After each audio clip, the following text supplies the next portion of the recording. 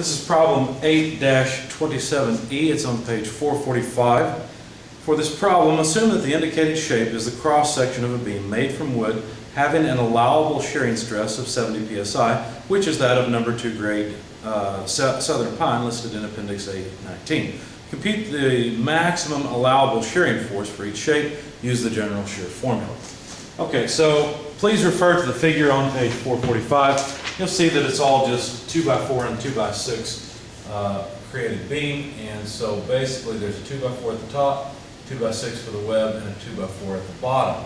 Now 2x4s and 2x6s don't actually measure 2 inch by 4 inch or 2 inch by 6 inch in the cross section. 2x4s and 2x6s are actually 1.5 inches thick, okay?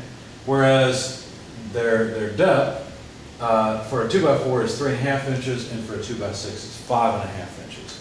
So those are the actual dimensions here. They're all very simple dimensions, and I represented them for my area calculations as a large rectangle. So this being 3.5 inches, this being what?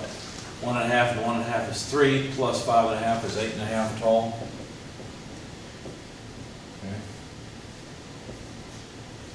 Okay. Minus an area that looks like this. It's a little too large, but so this minus is not subtracting 8.5. We're just subtracting the area that I'm drawing here. So that area is basically just the missing area. Now I don't recall if I added these two together. Notice you can put these side by side if you want. It doesn't matter how they're laid out in this direction. What matters is how the area is laid out in this direction. So in any case, I think I left them separate, and basically I took this shape and subtracted out that shape. When I did that, I got an area moment of inertia I equal to 151.3906 inches to the fourth. If we're supposed to use the general shear formula, VQ over IT, but what we're really interested in is how much shear this thing can support, then let's solve for the shear as tau IT over Q. Now, what thickness are we talking about? In fact, what cross-section? Well, at the neutral axis, since that's where the beam is the thinnest, at the lowest T, and since that's at this symmetrical, that's at the center, that's where the shear is going to be the largest. So this is where we're saying the maximum would be 70 psi. Okay, we've already got I, that's just an area property about the neutral axis, so that's done. The thickness T is no big deal, that's 1.5 inches. You can see that because of course it's going to be in this 2x6 here. But what about Q? Well, to calculate Q, we have to consider the particular area. What would it look like? Well, it would just be the lower half of the beam. Okay? So there's the particular area, A sub P, and I represented that particular area as a large rectangle. Okay, so half of this one basically, minus basically half of this one, so it looks like this.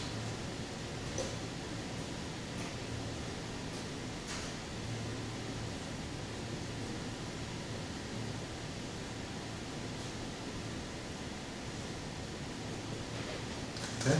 So basically, if I calculate Q for this area and subtract off Q for this area, then everything should work out. Now, to do that, what you have to do is measure the distance. Be careful. In this section, when you're calculating I, you come up with Y. It's pretty easy to see what it is. It's half of 8.5. That's not a big deal.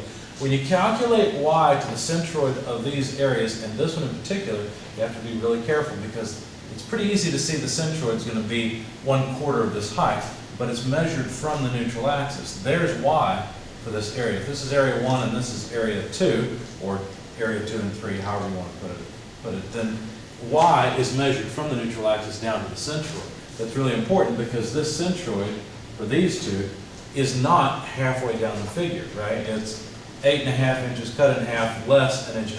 That's this height, or in other words, half of 5.5 inches, okay, which is what, 2 3/4 inches?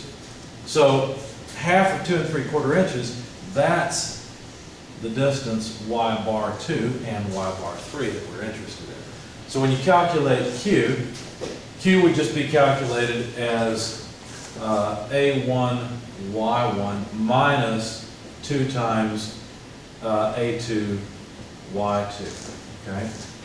Where there's Y bar 2. And Y2 there because I've got 2 of them. So any way you want to set that up is okay. Anyway, when I did that, I found that Q is 24.046875 inches cubed. And so that takes care of Q. And now we can calculate the maximum shear force. That came out 661 pounds force. And of course, that's just from plugging numbers into this equation here.